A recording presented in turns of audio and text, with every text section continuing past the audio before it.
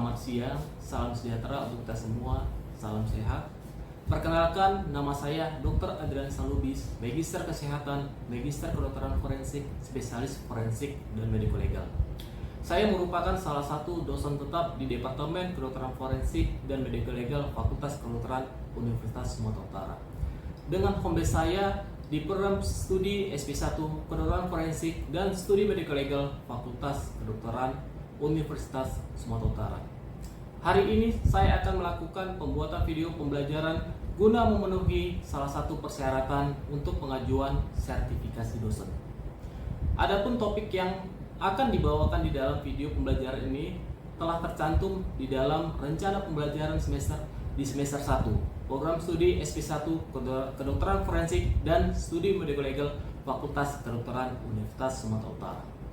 Nantinya evaluasi pembelajaran akan terbagi dalam 5 bentuk, yaitu sari pustaka, jurnal reading, case report, ujian tengah semester, dan ujian akhir semester. Hari ini saya akan melakukan pembuatan video pengajaran berupa kegiatan micro teaching dengan topik Visum et Repertum. Topik ini termasuk salah satu materi kuliah di semester 1 program studi SP1 Kedokteran Forensik dan Studi Mediko Legal Fakultas Kedokteran Universitas Sumatera Utara. Mari kita saksikan video berikut. Assalamualaikum warahmatullahi wabarakatuh. Salam sejahtera untuk kita semua, salam sehat. Baik, pada siang hari ini saya akan membawakan topik tentang Visum et Repertum, yaitu topik ini di semester 1 program studi SP1 Kedokteran Forensik dan Studi Mediko Legal. Sebelum saya masuk ke topik tersebut, saya akan menyampaikan terlebih dahulu capaian pembelajaran dan capaian sasaran pembelajaran, yaitu yang pertama, setelah mengikuti mata kuliah ini diharapkan mahasiswa mampu mengklasifikasikan Visum et Repertum berdasarkan sifatnya dan berdasarkan jenis pidana yang dilakukan, dan mampu memahami dasar hukum Visum et Repertum. Dan sasaran pembelajarannya yaitu mahasiswa mampu memastikan klasifikasi Visum et Repertum berdasarkan sifatnya dan berdasarkan jenis pidana yang dilakukan. Mahasiswa memahami dasar hukum Visum et Repertum, mahasiswa memahami komponen Visum et Repertum, dan mahasiswa mampu memahami tahap pembuatan Visum et Repertum. Pada pendahuluan ini, di sini kita lihat peran dokter itu selain mengobati pasien, ya, juga membantu penegakan hukum, yaitu dengan cara pembuatan Visum et Repertum. Kualitas Visum et Repertum dokter masih rendah.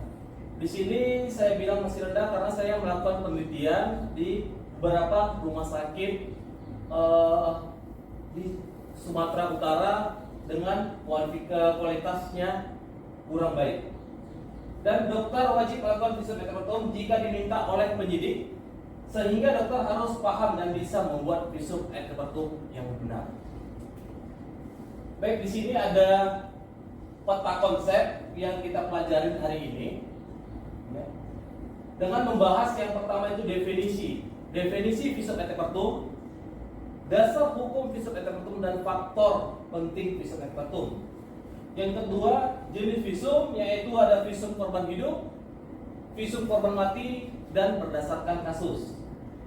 Yang ketiga, prosedur visum, yaitu permintaan visum dan bagaimana cara permintaan hasil nantinya untuk Visum et Repertum.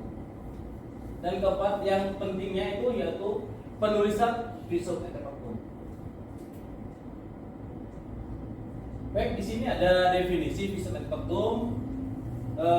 Ada 5 bagian poin yang penting, yaitu yang pertama, keterangan dokter ahli, yaitu surat keterangan secara tulis oleh keterangan dokter sebagai ahli, di mana dokumen tersebut berisi fakta dan pendapat hasil pemeriksaan medis atas permintaan resmi dari penyidik, dan berupa temuan apa yang dilihat dan interpretasinya, yaitu dengan cara melakukan pemeriksaan baik pada korban hidup, korban mati, atau sisa tubuh manusia, dan untuk kepentingan peradilan.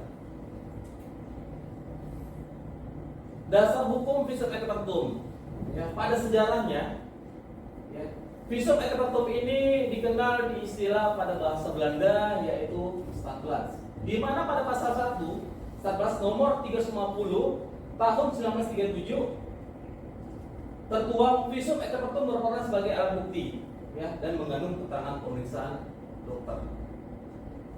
Pada turunannya undang-undang di Indonesia, ya, di situ dikenal juga KUHP, Kitab Undang Hukum Acara Pidana, di mana dalam pasal tersebut visum et repertum adalah keterangan ahli tertulis, ya, dibuat setelah dilakukan pemeriksaan.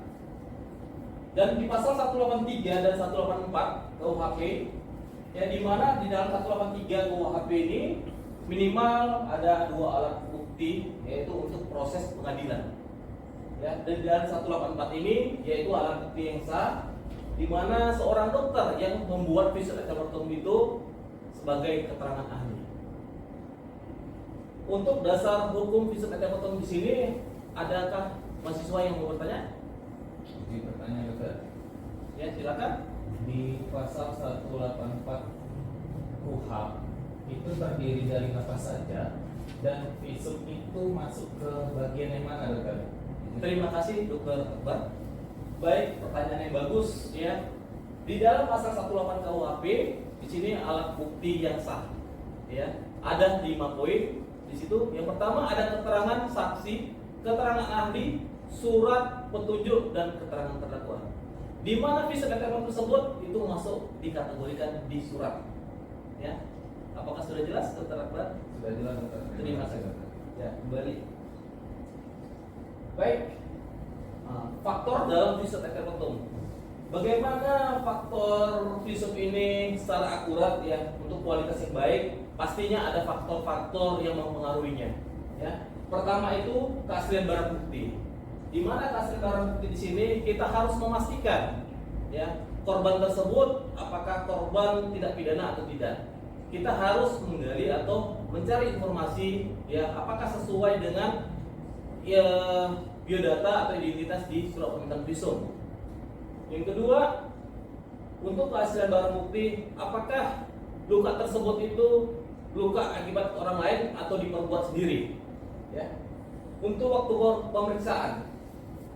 pemeriksaan, kadang-kala kita juga menemukan, ya, datang ke kita korban itu lukanya itu sudah sembuh. Jadi kita berharap nantinya, ya, kita mengadakan sosialisasi supaya ketika terjadi penganiayaan, ya, luka itu lebih alangkah bagusnya si korban itu datang segera ke kita supaya tidak ada supaya bukti-bukti itu jelas, ya, untuk dilakukan pemeriksaan. Yang ketiga, teknik pemeriksaan. Teknik pemeriksaan ini, ya, kita harus profesional, ya, untuk melakukan teknik pemeriksaan dengan cara kita memenuhi beberapa unsur di visum, ya, yaitu melakukan pemeriksaan dengan melakukan fotografi forensik, ya, karakteristik luka, ya, kualifikasi luka, di situ dan lain-lain, ya, itu harus jelas. Dan tentunya kita wajib ada koordinasi dokter dengan penyidik. Untuk di faktor dalam visum ini, apakah ada mahasiswa yang bertanya?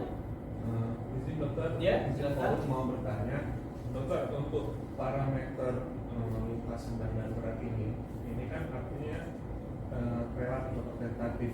Di mana cara kita untuk menentukan bahwasannya luka atau keadaan dari pasien tersebut itu benar-benar lukanya itu sedang, bukan ringan. Karena saya dapat satu kasus di mana dia sebenarnya mampu untuk melakukan aktivitasnya, cuman karena produk dari yang dia hasilkan dengan luka yang dia derita akibat kekerasan itu, dokter, mempengaruhi produknya. Karena dia seorang barista, dokter, yang mana ketika dia tangannya terdapat cedera tersebut, dokter, luka yang diakibatkan kekerasan, rasa kopinya itu dikomplain sama pelanggan, gitu, dokter. Jadi intinya parameter Iya. untuk melakukan penilaian kualifikasi sedang. Baik, dokter. Oke, terima kasih pertanyaannya. Jadi parameter yang harus kita nilai untuk kualifikasi sedang itu, yang pertama, ya, itu wajib dari vital sign-nya. Ya, apakah vital sign-nya keadaannya itu ya baik atau tidak? Ya. Yang kedua, dari lokasi lukanya, di mana korban itu terjadi perlukaan itu pada lokasi lukanya? Apakah daerah yang vital atau tidak? Nah, itu bisa kita pertimbangkan. Ya. Yang ketiga, sebaran lukanya atau jumlah lukanya, ya. Nah itu. Yang keempat, luas lukanya, ya. Misalnya luka lecet, ya, luka lecet, ya. Tetapi luka lecetnya itu mungkin ya bisa kita kategorikan ke ringan, tetapi juga bisa ke sedang. Ya, jika luka lecet itu menyebar, ya kan bisa terjadi apa? Infeksi. Nah itu bisa kita kategorikan ke sedang ya. Yang terakhir, penunjang. Nah itu intinya. Misalnya ada dibutuhkan perawatan luka, ya, misalnya ada patah tulang, ya, ataukah ada apa ya, luka terbuka, ya. Nah itu bisa juga kita lakukan pemeriksaan penunjang itu sebagai parameter untuk mempertimbangkan kualifikasi sedang. Oke, ada pertanyaan lagi? Sudah paham. Oke, terima kasih Dr. Wahyu. Saya lanjut. Nah, di sini ada jenis visum et repertum yang terdiri ada 3. Yang pertama itu ada visum definitif, sementara lanjutan. Ya, untuk definitif ini biasanya kita memakai korban yang kualifikasinya ringan. Ya, itu diperiksa langsung sudah dapat hasil kesimpulannya. Ya, untuk sementara tadi, yang sudah mungkin yang ditanya sama Dr. Wahyu tadi, ya, tentang kualifikasi sedang. Di sini bisa kita masukkan ke visum sementara karena belum dapat hasil kesimpulan ya pada korban tersebut karena dilakukan perawatan. Ya. Setelah itu baru masuk ke visum lanjutan kalau sudah tertuang, sudah ada hasil keseluruhan ya pada pemeriksaan tersebut, baru kita lakukan kesimpulan dan visum lanjutan tersebut. Oke. Di sini ada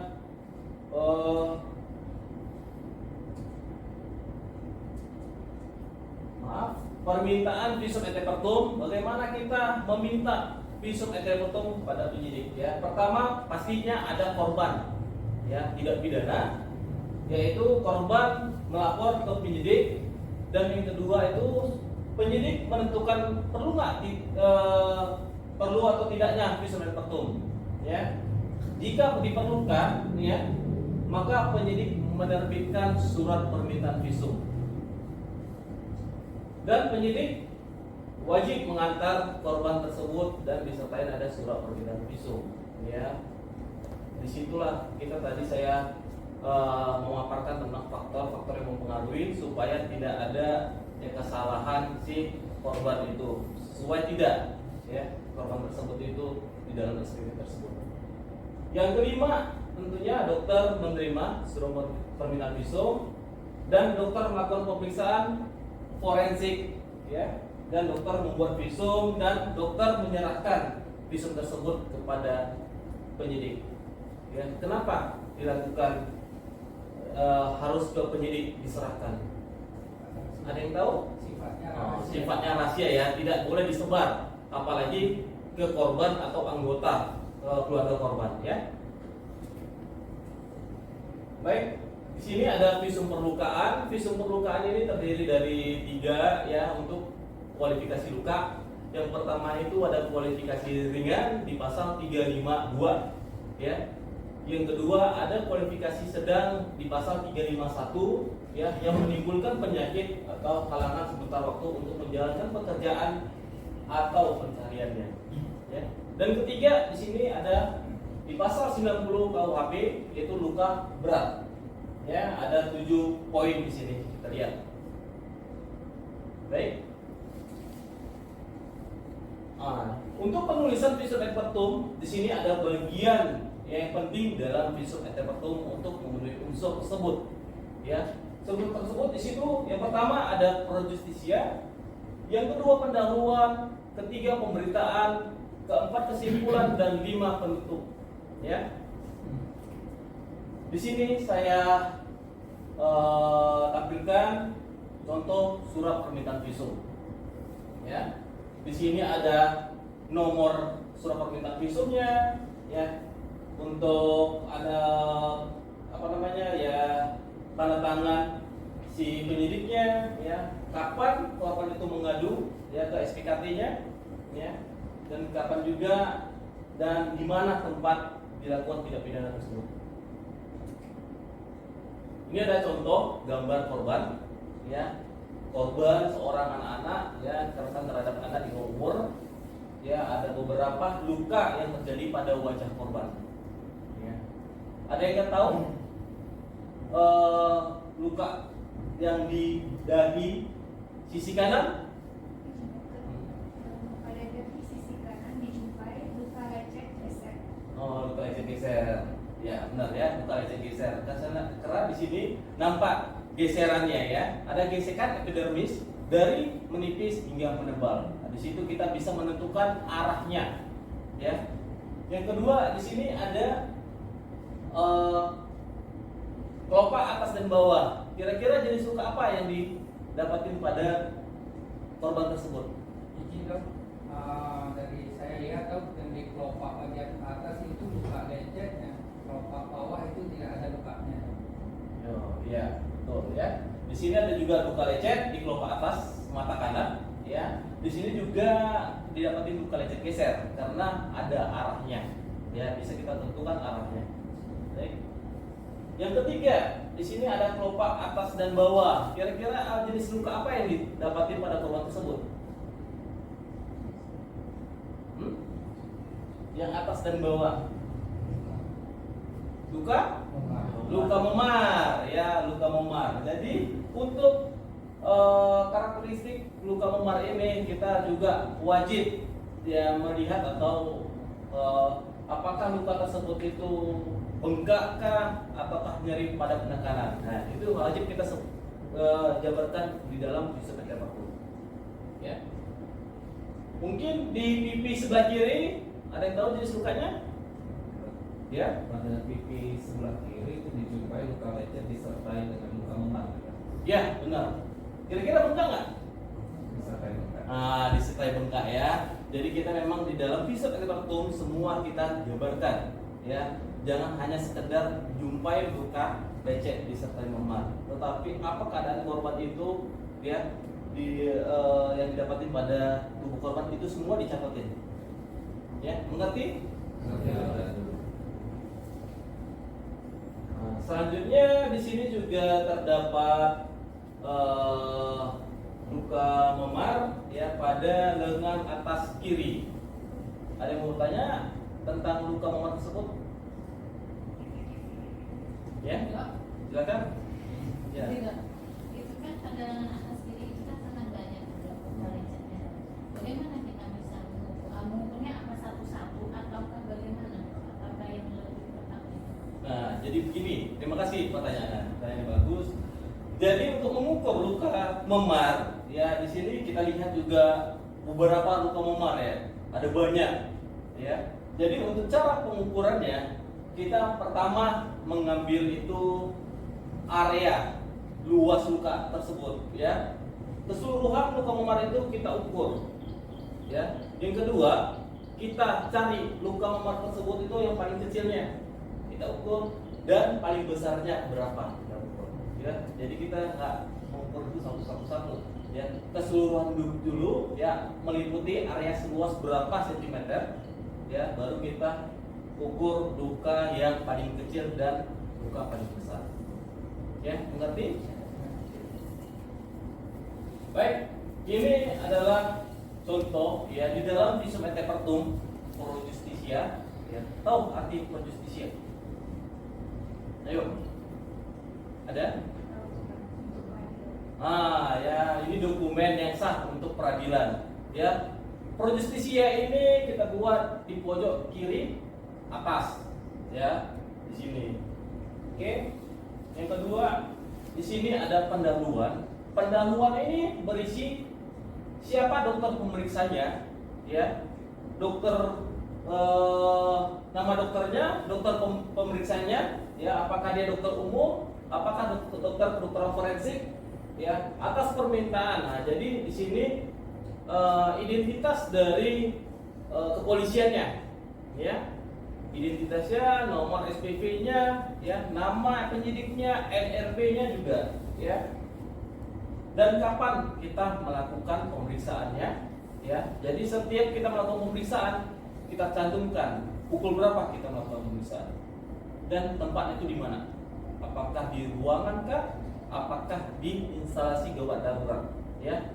Itu harus dijabarkan keluar di pendahuluan beserta identitas umum si korban, ya, yang tertuang di dalam surat permintaan visum, ya, itu dia. Baik, ini pendahuluannya. Pemberitaan yang poin ketiga, ya, pemberitaan yaitu hasil pemeriksaan. Di mana hasil pemeriksaan ini kita harus mempunyai unsur itu pertama keadaan umumnya gimana, yang kedua kronologis peristiwanya, ya. Jadi kita harus menggali informasi kepada si korban, ya, siapa pelakunya, ya, bisa, ya, tempatnya di mana, kapan terjadinya, ya, itu harus kita tuangkan.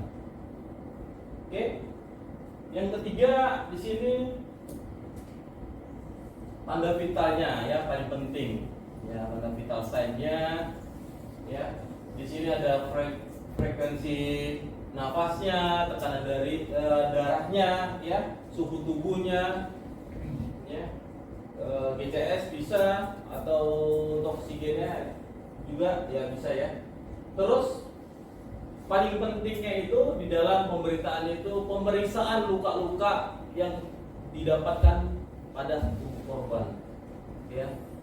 Jadi kita tidak, memang di dalam surat permintaan visum bisa aja penyidik bilang dijumpai luka pada lengan kiri atau lengan kanan. Tetapi kedokteran forensik, ya, harus memeriksa secara keseluruhan, ya, dari mana kira-kira? Ya, itu ya, dari ujung kepala hingga ujung kaki, itu semua kita periksain, ya.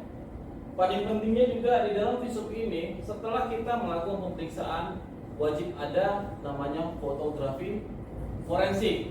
Ya, fotografi forensik ini ada 3, ya, metodenya. Yang pertama itu apa? Overview, ya. Overview itu kita melakukan foto pemeriksaan itu secara keseluruhan, ya. Yang kedua medium. Medium itu kita wajib melakukan pemeriksaan. Nah, misalnya ini tadi, ya. Kita wajib memfoto itu antara jenis luka dan koordinat lukanya, ya, harus kita foto secara bersamaan. Yang terakhir close up. Close up itu kita melakukan pemeriksaan secara fokus pada luka tersebut, ya. Itu paling penting. Bisa aja suatu saat kita dipanggil ke pengadilan diminta dokumentasinya. Oke? Ini contoh tadi hasil pemeriksaan, ya, beserta karakteristiknya semua, warnanya, ya, jadi poin umar, ukurannya, ya. Oke, pemeriksaan tambahan. Nah, ini paling penting. Pemeriksaan tambahan ini jika seorang korban, ya, harus kita lakukan pemeriksaan tambahan ini, misalnya terjadi patah tulang, ya, atau terjadi misalnya pada korban anak-anak terjadi gangguan psikologis. Nah, itu wajib kita konsultasikan, ya, sehingga dapatlah pemeriksaan tambahan nantinya kita input di dalam visum et repertum, ya.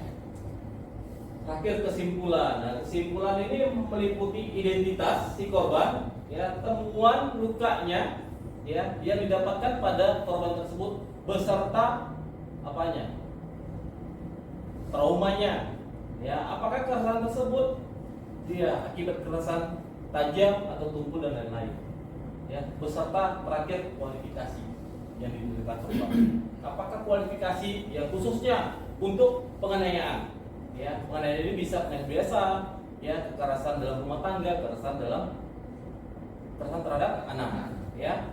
Jadi kualifikasi ini kita memakai 352, yang mengacu pada 352, 351 sampai ke 90, ya.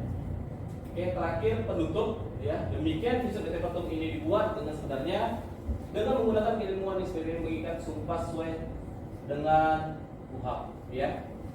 Nah, ditandatangani oleh DPJP atau pemeriksa ya, di mana diperiksa tanggal berapa, bulan berapa, dan tahun berapa. Oke, terima kasih. Mungkin sekian materi pada siang hari ini. Saya akhiri dengan wabillahi taufik wal hidayah. Wassalamualaikum warahmatullahi wabarakatuh. Waalaikumsalam. Demikian cuplikan proses pengajaran dari mata kuliah visum et repertum yang saya ampuh.